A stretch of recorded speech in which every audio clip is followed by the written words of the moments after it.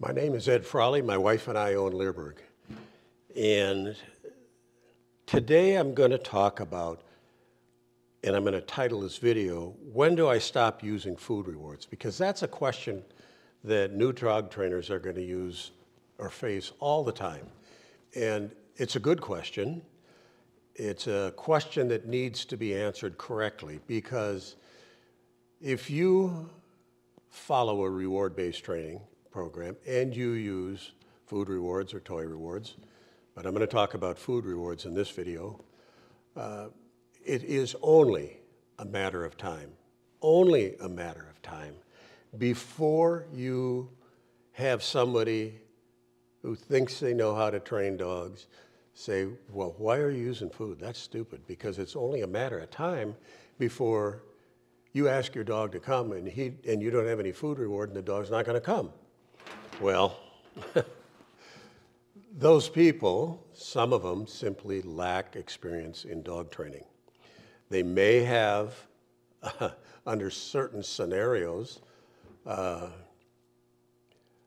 reaction that I will explain why that happens, and it's because they don't know how to wean their dogs off of food once they start. And that's the key that has to be totally understood when you use food rewards. It's not, when do I stop using food? Because the answer is never.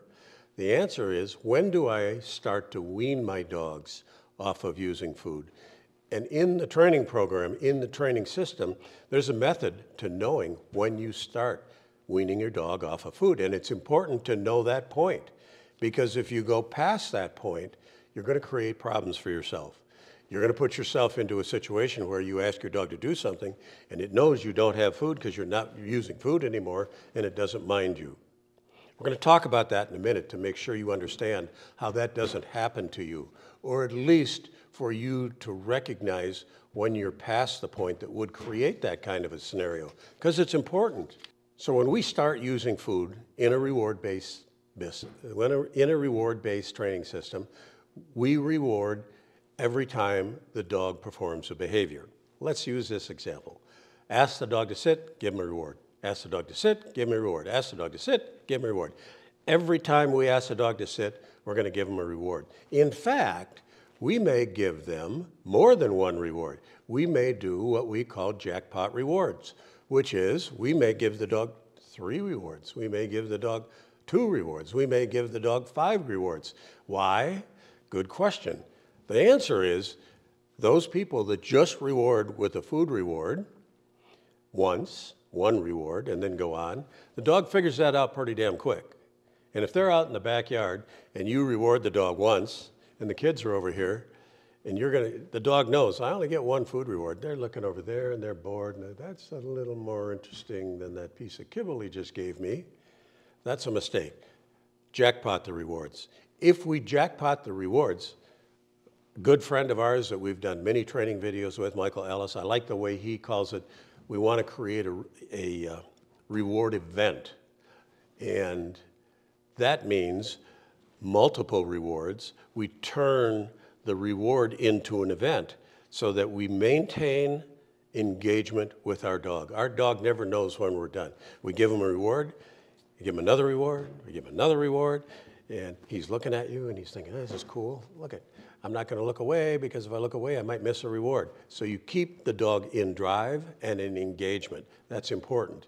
Now, when you first start to train a behavior, then we will use successive approximation. And what does that mean? It means that we're going to reward the try. In other words, let's say the recall. Got my dog in the backyard, got him on a long line, so he has to come. I tell him to come, and he doesn't really understand come, but he comes kind of close to me. He's over there. We will reward him for coming over here. We'll give him a reward. Successive approximation means we're going to reward the stages that we bring the dog through to get to the final behavior. The final behavior is the dog comes, sits in front of you, if that's what you want, looks up at you, if that's what you want. And so we will gradually reward him over there, then reward him here, then reward him here. We reward him up to the point where they understand the behavior and they're fluent in the behavior. Once they're fluent in the behavior, successive approximation starts with the dog. So after we're done rewarding the try, then we go on to continuous rewards. There will reach a time when you have to determine when to stop rewarding every single time you ask for it. And that's important because some trainers, when they start, reward forever. You don't want to do that. That's where you will create problems every single time. The people that reward every time for a year or 6 months, their dog gets to the point when you stop rewarding, they stop doing the behavior. They think, no reward, I'm not doing this anymore. It's not fun. It doesn't make any sense to me. I don't want it. Those are the people that do that. The people that say, don't use food, because when you stop using it, the dog's not going to do it anymore. They're right for people that reward continuously for long, long, long periods of time. They're absolutely right, because that's what happens. So how do you do that? How do you get past that? You get past that by moving into a variable and a random reward system. What is a variable reward system? That means you will reward the dog the second time he does the behavior, or you will reward the dog the 4th time, or the 6th time, or the 2nd time. There's no rhyme or reason to it. So you're using a variable reward system to maintain engagement and to maintain drive in your dog. Our goal in doing it at this time is to manage the focus, the engagement, and the drive in our dog. And I can't tell you how to do it with your dog unless I'm standing there watching your dog and I'm looking at the engagement on your dog and I'm looking at the try on your dog, and then you can figure it out. So basically, we want to create a scenario where we build an expectation of a reward, and when we have that, we maintain drive, we maintain engagement, and we maintain focus between the dog and myself.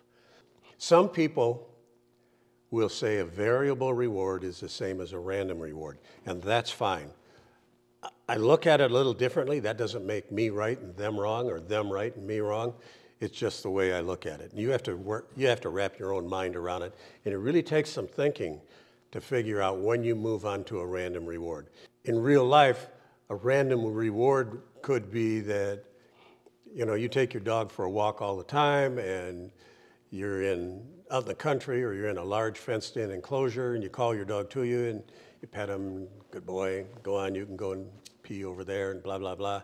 And then maybe tomorrow you call him to you, and you give him a reward. That's a random reward. That's something that you will use for the rest of your life. There's nothing wrong taking a 10-year-old dog out in the backyard with things that he already knows how to do, and work a little 2-minute training session with him. He already knows how to do it. Work a little 2-minute training session where you do continuous rewards with him. In the scheme of training, that's random rewards. And it builds a relationship with your dog. It makes the dog want to be with you. It makes the dog thinking, hey, this is kind of cool. I know how to do this. Look I'm getting all these little rewards. What's wrong with that? What's wrong with going, like we live on 45 acres. We're in the city, but 45 acres, and never should have done that. Should have been out in the country. Where I take my dog out, and our property's fenced, and we're cutting them loose at night to let them go pee and poop. And they're over there, they're sniffing deer poop. They think it's an hors d'oeuvre. And I call them to me, and I'll give them a reward. I'll have pocket full of freeze-dried treats in there. I don't do it all the time, but that's random rewards, and it builds drive for the dog. It's a reward for the dog doing something that it already knows how to do, and there's nothing wrong with that. Here's an example that you may relate to better. It's going to the casino and playing slot machines. You see these people get hooked on a slot machine. because they have an expectation of a reward. And they don't always win because they're on a random reward or they're not even on a variable reward. They're on a random reward system. And maybe that's the best way for you to wrap your mind around variable and random. The slot machine is random. It's not on a variable thing. You're not going to get paid off every second time, third time, even seventh time. You're not going to get paid off if you've been getting the seventh time and then the next time you're getting rewarded on the third time. That's variable. The slot machines work on random rewards, and it builds a strong drive in the people that are running it. And if you do this correctly with your dog, you're going to have a strong drive. You're going to create an expectation of a reward into your training, into working with your dog. When do you do this? When do you start variable and random rewards? I can't answer that. I look for the dog having fluency in what I'm asking him to do in a neutral environment. In other words, in my house, in my backyard, nothing around, and then I have to add, that's fluency doing it there. Fluency is not, you don't have fluency when you take that same dog that's perfect in your backyard down to the park and do it when there's dogs and kids and people walking around, and your dog won't do it there. You don't have fluency in what you're asking him to do. So when do you add the variable and random? Well, that depends on the dog. It depends on the location you're at, the environment you're in. And it also depends upon the amount of distractions that you allow to be in your environment, because you should control that. You should control the environment you put them in based on the distractions that are going to be in that environment. And then you work towards fluency on the rewards in that environment. And here's a perfect example. You're out for a walk on a bike path in a very large park, and you see some guy walking towards you with his dog on leash, so you get off leash, 20, 30 yards, whatever your dog needs, and you ask for focus. We use a look command. When we ask for our dog to sit and look, we want him to look into our eyes. We have videos to show you how to do that. So the dog looks at us, and at that point, we know this is a big distraction for that dog, so we have to pick a reward that's high enough value for the dog to look at us. It won't be a piece of kibble. It might have to be a piece of steak. And if it's going to accept that reward, it has to be a far enough distance away from it that he can ignore it and look at us and work in that environment. So the whole concept of food rewards has a lot of variables built into it. And it all comes down to sitting there and thinking about what you're asking it to do and looking for problems. When you have a problem, stop doing what you're doing. Take your dog, collect him, take him home, put him in the crate, put him in the X-pen, put him in the house, makes no difference, and go and sit down, have a cup of coffee, drink a beer or whatever, and think about, what did I just do wrong? You didn't, it's not the dog that did anything wrong. You did something wrong. You took him to the wrong location. You didn't take him far enough away from the distraction you put him in. You did something wrong. And when you can wrap your mind around that concept, that it's not a dog problem, it's a handler problem, you're going to become a good dog trainer. And for those people that really want to get into this, we have a really, really good online course and streaming course, and I think we still offer it in DVDs, that we did with Michael Ellis, titled The Power of Training Dogs with Food.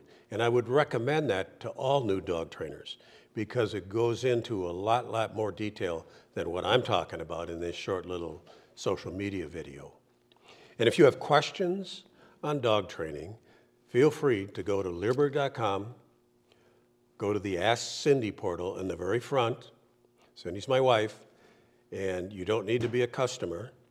You don't need, if you have a question on dog training, if you have a question on breeding, if you have a question on the health for your dog, if we can answer it, we will answer it.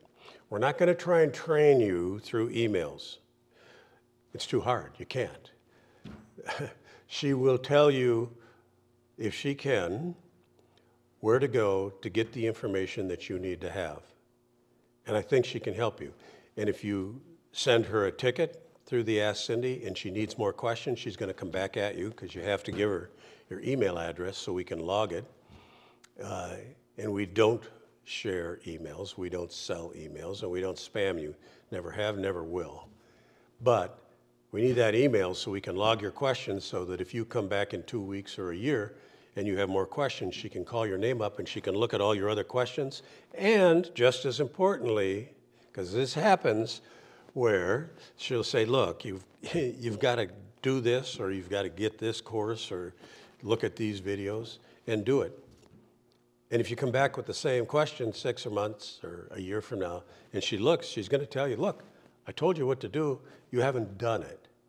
So it's a two-way street with us. We'll be straight with you if you're straight with us. I hope this helps you, because when you're out with your dog, it's only a matter of time before you get somebody that says, hey, why are you training with food? There's going to be times when you don't have any food, your dog's not going to work for you. Say, well, you've got a lot to learn about dog training, and if you really want to learn, go to Leerburg.com and watch Ed Frawley's video on when to stop training your dog with food rewards. That'll get their attention.